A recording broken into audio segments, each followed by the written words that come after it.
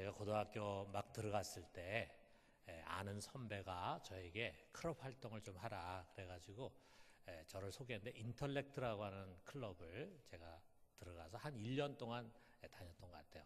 그건 이제 국제 로타리 클럽 산하의 청소년 봉사 활동 클럽으로 이제 세워진 것인데, 그 당시에 그 주변에 한 10여 개 남녀 고등학교 학생들이 이제 멤버로 모여 있었습니다. 말은 봉사 클럽인데 봉사한 기억은 거의 나지 않고 그냥 매번 만나가지고 먹고 떠들고 놀고 했던 그런 기억이 납니다. 저는 아주 중학교 때부터 굉장히 친하게 되는 중학교 동창이 있어가지고 걔를 여기에 좀 같이 클럽에 넣어서 같이 활동하려고 했는데, 저를 소개한 선배가 하는 말이 이것은 아무나 들어올 수 있는 것이 아니다. 그러니까 당시에 좀 괜찮은 고등학교 학생들만 회원이 될 수 있다. 이렇게 이제 저희 소개했어요. 아마 로타리라든지 또는 라이언스 클럽도 마찬가지일 것입니다. 나름 그 회원의 조건이 있고, 그리고 기본적으로 거기 요구하는 그런 회비를 납부할 정도의 경제력이 있는 사람이 그런 데서 활동할 수 있겠죠. 세상에는 이런 유의 단체들이 많습니다. 특별히 아주 좋은 곳, 특별한 곳일수록 회원의 자격 심사가 까다롭고 또 책임과 의무를 많이 부여하는 그런 곳이죠. 그런가 하면 그 안에 일단 들어가면은 그런 수준 있는 회원들과 같이 교제도 가질 수 있고, 거기서 이익도 얻을 수 있고, 또 다양한 특권들이 주어지고 있고, 또 거기서 하고 있는 의미 있는 활동에서 보람을 느끼게 될 거예요. 자, 그런데 이런 단체들과는 비교되지 않는 아주 거대한 공동체가 있습니다. 어느 정도 크냐? 그야말로 우주적인 공동체입니다. 아니, 우주를 뛰어넘어서 하늘과 연결된 공동체, 그것이 바로 우리 주님의 교회입니다. 여기는 아무나 회원이 될 수 있는 것이 아니에요. 돈을 많이 기부한다고 해서 회원이 되는 것도 아니고, 좋은 학벌과 권력을 가졌다고 해서 회원이 되는 거 아닙니다. 심지어는 많은 선행도 자격 조건이 아닙니다. 회원이 되는 길은 오직 하나예요. 회개하고 예수 그리스도를 믿어서 세례를 받는 것입니다. 그러므로 이 세례라고 하는 것은 거룩한 공동체의 회원이 되는 입교식과 같은 거예요. 엄밀한 의미에서 세례는 부산중앙교회 같은 지역교회의 회원이 되는 의식이 아닙니다. 주님의 보편적인 교회, 우주적인 교회 회원이 되는 거예요. 그렇기 때문에 한번 세례받은 사람은 교회를 다른 교회로 옮긴다 할지라도 그곳에 다시 세례를 받지 않습니다. 지역 교회를 바뀌었을 뿐이지 주님의 교회를 떠난 것이 아니기 때문이에요. 물론 이 세례라는 것이 물세례만을 의미하지 않습니다. 먼저 성령 세례라는 것이 있어요. 우리가 예수를 믿고 그 예수의 이름으로 우리 가운데 오신 성령을 영접하게 될 때에 그 성령이 내 안에 들어오셔서 나를 거듭나게 하십니다. 이게 성령 세례예요. 그런데 이 성령 세례는 보이지 않는 세계 속에서 일어나는 개인적인 사건이에요. 여기 앉아있는 분들도 그런 성령 세례를 체험할 때 아무도 없는 은밀한 골방 속에서 기도하면서, 또는 기도원에서 기도하면서 어떤 집회 가운데에서 그런 체험을 했을 거예요. 개인적인 사건이에요. 그렇기 때문에 성령 세례를 받은 사람은 물 세례를 받아야 합니다. 이것은 성령 세례에서 일어난 거듭남을 가시적인 성례를 통해서 우리 공동체 앞에 공포하는 것입니다. 나의 옛사람은 예수와 함께 죽었고 이제 예수와 함께 새 사람으로 태어났습니다. 이것을 선포하는 것이 세례라 이거예요. 여기에 사용되는 물은 죄를 씻어내어 거룩하게 하는 표입니다. 자, 오늘 세례와 입교를 통해서 거룩한 공동체 안에 들어온 여러분을 환영합니다. 또한 이미 세례를 받고 거룩한 공동체의 회원이 된 여러분을 축복합니다. 여러분 그냥 한 예식을 통과한 것이 아니에요. 그야말로 풍성한 은혜와 축복의 서클 안으로 들어온 것입니다. 이 안에 들어와서 구원받은 자의 축복을 가장 잘 설명하는 것이 이 로마서 8장이야. 그렇기 때문에 이 로마서 8장 그냥 읽기만 해도, 설교 듣지 않고 읽기만 해도 묵상하고 음미하기만 해도 너무나 큰 은혜가 됩니다. 자, 우리가 여기서 이 거룩한 공동체 안에 들어온 자의 특권이 무엇인가를 좀 생각해 봐요. 자, 우리 세례를 받는다는 것이 무엇과 같은가? 우리가 영적으로 본다면 바로 이런 거예요. 강도나 맹수가 우글거리고 때때로 거대한 죽음의 사막 폭풍이 불어오고 있는 그런 광야 있잖아요. 광야.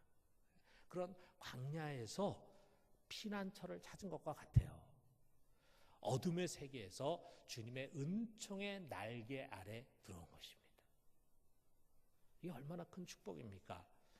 그런데 우리 모두가 다 똑같아요. 누구나 다 처음에 이곳에 피난처를 찾아 주님의 은총의 날개 아래 들어온 사람들은요, 자기가 결정해서 들어왔고 누군가의 인도로 이곳에 왔다 이렇게 생각을 해요.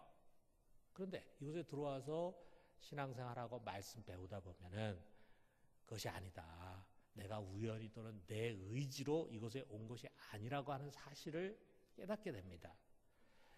우리가 오늘 읽은 29절에서 30절 말씀이 그거예요. 하나님이 내가 그를 모르는 그 옛날에 오래전에 이미 나를 아셨어요. 그리고 나를 택하셨어요. 그리고 때가 되었을 때 그 택한 나를 부르셨습니다. 그의 부름에 응해서 나온 나를 그의 아들 예수 그리스도의 거룩한 보혈로 씻어서 의롭다 하시고 그리고 하나님의 자녀가 되는 영화로운 자리로 불러주셨어요. 내가 그분을 선택한 것이 아니라 그분이 나를 선택하셨어요. 그렇기 때문에 여러분, 이 공동체 안에 들어온 여러분은요, 모두가 다 아주 특별한 사람들입니다. 하나님이 특별히 여러분을 택하고 불러서 이곳에 오게 된 거예요. 이 모든 것이 하나님의 은혜입니다. 오늘 우리가 세례를 받고 입교하게 된 것은 전적인 하나님의 은혜입니다. 자, 그런데 우리가 이 그리스도의 은총의 날개 아래 들어오게 될 때 제일 먼저 경험하는 것이 뭐냐면 죄의 문제예요. 여러분, 우리가 세상에서는 잘 모르지만 교회 안에 들어와서 말씀 배우면 죄라는 것이 얼마나 중요하고 이것이 얼마나 심각한 것인가 알잖아요. 그런데 우리가 세례를 받고 거룩한 공동체 안에 들어올 때 죄가 없어지는 거예요. 죄가 없다 보니까 정죄함을 받을 일이 없어요. 정죄함을 받을 일이 없다 보니까 우리가 마지막 심판 때 서지도 않고 그리고 지옥에 갈 일도 없습니다. 자, 우리가 죄가 없다 그러는데 그 죄가 어떻게 없는가? 죄가 없어진 것이 우리가 하나님의 법을 잘 지키거나 나쁜 짓을 안 해서 그런 것이 아니라 예수 그리스도께서 자기의 피로써 우리의 죄값을 다 지불하시고 대속해 주셨기 때문에 우린 더 이상 죄가 없는 자가 된 것입니다. 그래서 먼저 그가 우리의 영을 속량했어요. 그래서 여러분, 우리 믿는 자들의 영은 죄가 하나도 없는 거룩한 지성소입니다. 그래서 그 지성소에 우리가 성령을 모시는, 성령 하나님을 모시고 있는 거예요. 그리고 우리 몸은 아직은 속량되지 못했지만 마지막 주님께서 다시 재림에 오시는 날 우리의 몸이 신령한 몸을 입고 부활하게 될 것입니다. 몸이 성량이 되는 거예요. 이처럼 교회 공동체 안에 들어온 성도는 법적으로 죄가 없는 의인입니다. 의롭다함 받았어요. 우리가 죄를 안 짓는 것은 아니지만 그 모든 죄값을 이미 예수 그리스도께서 갚으셨기 때문에 하나님 앞에서 우리는 법적으로 의인이다. 이렇게 고백하는 것입니다. 자, 그런데 죄의 문제만이 아니에요. 우리 신분도 바뀌었어요. 우리 안에 오신 성령은 내가 하나님의 자녀라고 하는 것을 가르칩니다. 내 안에 양자의 영을 주셨기 때문에 하나님을 아빠라고 부를 수 있어요. 우리 하나님이 어떤 분입니까? 이 광대한 우주를 만드시고 인생의 생사화복을 주장하시는 주권자 대신 어떻게 보면 우리가 마땅히 두려워해야 할 그런 하나님인데 그 하나님을 아빠라고 부를 수 있는 그런 특권을 우리가 갖게 됐다 이거예요. 자, 이거는 상속과도 관련이 있습니다. 여러분, 우리가 지금 이제 고령화 사회다 보니까 늦게 재혼하신 분들이 있잖아요. 아주 늦은 나이에 우리가 이제 노년에 재혼하시는 분들도 있어요. 뭐 좋은 일이에요. 그런데 자녀들 중에 이걸 반대하는 분들이 있어요. 특별히 그 아버지가 자녀에게 상속할 재산이 많은 경우에 자녀들이 아주 적극적으로 반대를 합니다. 왜 그렇습니까? 만약에 법적으로 혼인 관계를 갖게 되면은 이제 새 어머니뿐만이 아니라 그 새 어머니의 자녀들까지도 상속권이 주어지기 때문에요. 그러니까 자기들의 몫이 작아지니까 막 기를 쓰고 반대하는 거죠. 자, 그런데 여러분, 우리가 바로 하나님의 법적인 자녀입니다. 그냥 하나님이 우리를 자녀로 삼아서 아빠로 부르게 한 것이 아니라 아예 우주적으로 우리를 그의 법적인 자녀로 선포하셨어요. 그리고 성령을 보내서 이것을 도장을 찍었어요. 인을 치셨어요. 그리고 보증해 주셨습니다. 여러분, 우리는 하나님의 법적인 자녀예요. 하나님은 그의 기쁘신 뜻대로 그의 자녀된 우리를 상속자로 세우셨어요. 자, 그게 로마서 8장 17절의 말씀인데, 자녀이면 또한 상속자, 곧 하나님의 상속자요 그리스도와 함께한 상속자니. 자, 그럼 여기서 지금 마지막에 그리스도와 함께한 상속자라고 하는 이 말씀 속에서 우리에게 주실 상속의 수준이 나와 있잖아요. 그냥 시시하게 한쪽 뚝 떼어서 주시는 그런 것이 아니라 그리스도와 함께한 상속이에요. 그리스도의 수준의 상속을 우리가 받게 돼. 여러분, 하나님 아버지가 어떤 분입니까? 그야말로 어마어마한 분이잖아요. 말로는 표현할 수 없는 어마어마한 분이기 때문에 우리가 그에게서 받을 유산도 말로는 표현할 수 없는 어마어마한 기업이 될 것입니다. 여러분, 이거 믿으십니까? 그렇기 때문에 여러분, 이 거룩한 공동체 안에 들어온 사람들은요, 바라고 소망하는 것이 달라질 수밖에 없어요. 우리가 바라는 것은 더 이상 땅의 것이 아닙니다. 그것은 낡아지고 없어지는 거잖아요. 우리가 잠시 이 하나님의 약속을 잊어버릴 때는 자꾸 땅의 것을 찾게 되고 땅의 것에 집착해요. 그리고 그것이 많이 주어지는 것이 행복이라고 생각하지만 여러분, 그것은 결국 낡아지고 없어지는 것입니다. 보이지 않는 영원한 기업, 그게 약속되어 있어요. 여러분, 그것이 우리들의 소망입니다. 우리는 이것을 소망으로 삼고 순례길을 걸어가는 하나님의 자녀들이에요. 자, 여러분, 우리가 이렇게 하나님이 우리 아버지가 되시고 그 전능하시고 힘있고 능력 있으신 분이 하나님 우리 아버지가 되신다고 해서 우리가 세상을 편안하고 형통하게 살아간다고 생각하면 그것은 착각입니다. 여러분, 이 세상은요, 주님께서 다시 오셔서 속량할 때까지는 여전히 고난과 유혹과 탄식이 가득한 곳이에요. 더구나 이 공동체의 멤버들은 십자가를 지고 가신 예수 그리스도의 뒤를 따르는 제자들이에요. 훗날에 우리는 그리스도와 함께 영광을 받게 될 것입니다. 그러나 지금 이 땅에서는 그가 하신 것처럼 그와 함께 고난을 받는 거예요. 주님 그것을 명하십니다.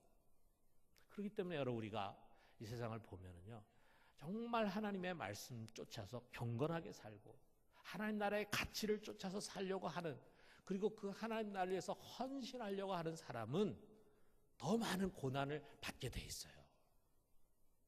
그렇지 않습니까?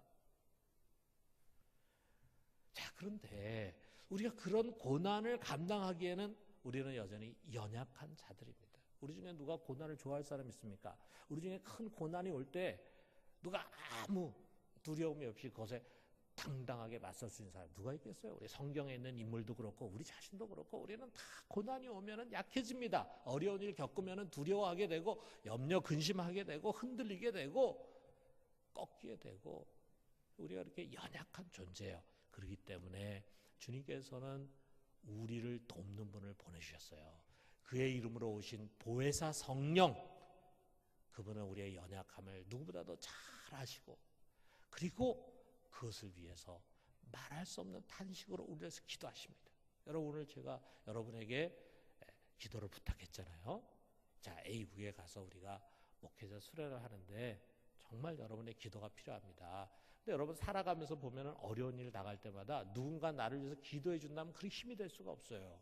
그런데 여러분 속에 항상 끊임없이 탄식하면서 간절하게 여러분을 위해서 기도해 주는 분이 있다는 것을 잊어서는 안 됩니다. 우리 보혜사 성령 하나님, 그분이 우리 이 연약한 우리를 위해서 하시는 가장 큰 일은 기도하는 거예요. 그리고 그 기도는 힘이 있습니다. 하나님의 뜻대로 구하는 기도라 이거예요. 그뿐만 아니라 승천하신 예수님 지금 뭐 하십니까? 하나님 우편에 앉으셔서 재림에서 이 땅에 오실 때까지 여전히 끊임없이 하나님 옆에서 우리를 변호해 주시고 우리를 위해서 간구해 주시는 거예요. 여러분, 이 거대한 사랑을 우리가 한번 묵상해 봐요. 나같이 쓸모없는 인간의 죄를 위해서 육신으로 이 땅에 오셔서 죽으시고 부활하시고 그리고 승천하셔서 하나님 우편에서 여전히 나를 위해서 간구하시고 나를 위해서 변호하시는 우리 예수님의 사랑, 그리고 그 아들을 이 땅에 보내셔가지고 그 아들로 말미암아 우리를 대속하시고 우리를 그의 자녀로 삼으신 하나님의 사랑, 그리고 예수의 이름으로 이 땅에 오셔서 우리와 함께 임마누엘 하시면서 끊임없이 우리를 위로하시고 도우시는 성령의 사랑. 여러분, 이것이 여러분 한 사람 한 사람 속에 한없이 부어지고 있다는 사실, 우리가 이걸 믿음의 눈으로 보고 인정한다면 그 자체가 얼마나 큰 은혜가 됩니까? 여러분, 이 삼위일체 하나님의 사랑은요 결코 끊어지는 사랑이 아닙니다. 내가 경건하게 하나님 말씀대로 기도 열심히 하면서 살면은 사랑하시고, 그렇지 않으면 소멸하는 그런 사랑이 아니에요. 또 그 사랑은 우리의 현실에서 일어나는 일로 증명되는 것이 아니에요. 내 길이 형통하고 하는 일이 잘 되고 기도 응답을 받고 그러면 하나님 나를 사랑하신다. 고난이 겹쳐지고 어려움이 오고 하는 일마다 잘 안 되고 그러면은 하나님 사랑이 끊어졌나 보다. 그런 거 아니라 이거예요. 여러분, 성경은 우리들에게 아주 분명한 확신을 요구합니다. 여기 38절에 39절에 보니까 내가 확신하노니 사망이나 생명이나 천사들이나 권세자들이나 현재일이나 장래일이나 능력이나 높음이나 기쁨이나 다른 어떤 피조물이라도 우리를 우리 주 예수 그리스도 예수 안에 있는 하나님의 사랑에서 끊을 수 없으리라. 여기 뭐 굉장히 많은 것들을 다 열거한 것은 도대체 이 세상에서 우리가 상상할 수 있는 그 모든 것, 그것이 어떤 것이든지, 그것이 어떤 일이든지, 어떤 경우든지, 그것은 절대로 우리를 하나님의 사랑에서 떼어낼 수 없다. 왜 그러느냐? 나를 사랑하시는 하나님은 그 어느 누가 흔들 수 없을 만큼 크고 강하신 분이에요. 그 어느 누가 와가지고 하나님 협박해가지고 더 이상 그놈 사랑하지 마, 이렇게 할 수 있는 분이 아니라 이거예요. 뿐만 아니라 그분 스스로가 결코 변하지 않는 신실하신 분, 한번 사랑하겠다 고백하시면은 절대로 변하지 않는 그런 신실하신 분이 우리 하나님이시기 때문입니다. 그렇기 때문에 그의 사랑은 그 어떤 것으로도 변하지 않고 영원히 우리 각 사람 속에 계속되고 끊임없이 부어질 것을 믿습니다. 여러분, 우리가 이 믿음 갖고 있으면은 우리 겉으로 일어나는 일들 때문에 우리가 하나님 의심하고 흔들리지 않을 것입니다. 여러분, 하나님이 이처럼 우리를 사랑하고 위하신다면 우리가 세상에 두려워할 것이 무엇이 있겠어요? 여기 31절에 그러잖아요. 만일 하나님이 우리를 위하신다면 누가 우리를 대적하겠는가? 이렇게 하나님이 사랑하는 사람을 누가 건드릴 수 있겠는가요? 물론 여러분, 세상에는 두려운 일도 많고 우리가 염려할 만한 일도 많습니다. 우리에게 두려움을 주는 사람도 있고 염려케 하는 사람도 많죠. 그렇기 때문에 우리의 삶이 녹록하지 않아요. 때로는 이번에 인도네시아에 닥친 쓰나미처럼 우리를 삼켜버릴 것 같은 그런 어려움도 종종 밀려옵니다. 그것을 35절에서 표현하는데 환난이라든지 또는 곤고라든지 박해라든지 그런 정말 힘든 어려움이죠. 또 거기에 기근이라는 말이 나옵니다.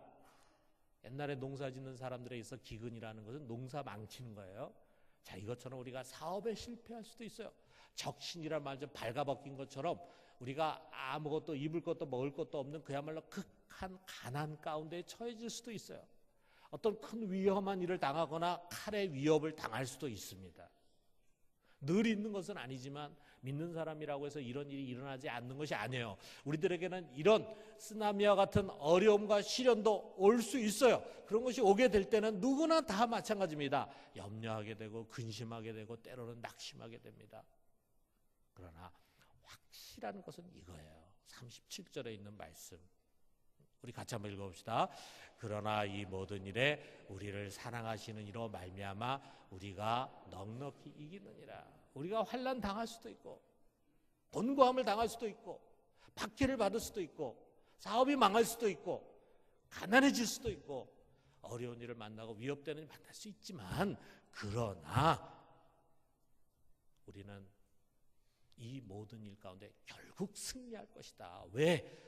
우리를 사랑하시는 이가 있기 때문에. 우리를 사랑하시는 이 크신 분이 우리와 함께 하신다면 우리는 결국 이기게 될 것이다. 여러분, 이것을 꼭 믿으시기를 주님의 이름으로 축원합니다. 안 믿어질 때가 많죠. 저도 마찬가지예요. 그러나 여러분, 이 말씀을 우리가 믿음으로 담고, 지금 우리 눈앞에는 보이지 않지만 그러나 반드시 하나님의 약속의 말씀은 내 인생 속에 이루어질 것이다. 우리가 어린아이 같이 믿으면 반드시 하나님께서 그런 결과를 주실 것입니다. 무엇보다도 여러분, 우리 이 거룩한 공동체 안에 들어온 자들에게 주시는 은혜가 이거예요. 이제부터 내 인생을 우리 주님이 인도하신다는 사실이에요. 여러분, 우리가 세옹지마라는 고사 성화 있잖아요. 자, 지금 좋은 것이, 지금은 좋아요. 모든 사람들이 참 복받았다 그러고 박수 쳐줘요. 그런데 그것이 오히려 미래의 큰 불행의 씨앗이 될 수가 있어요.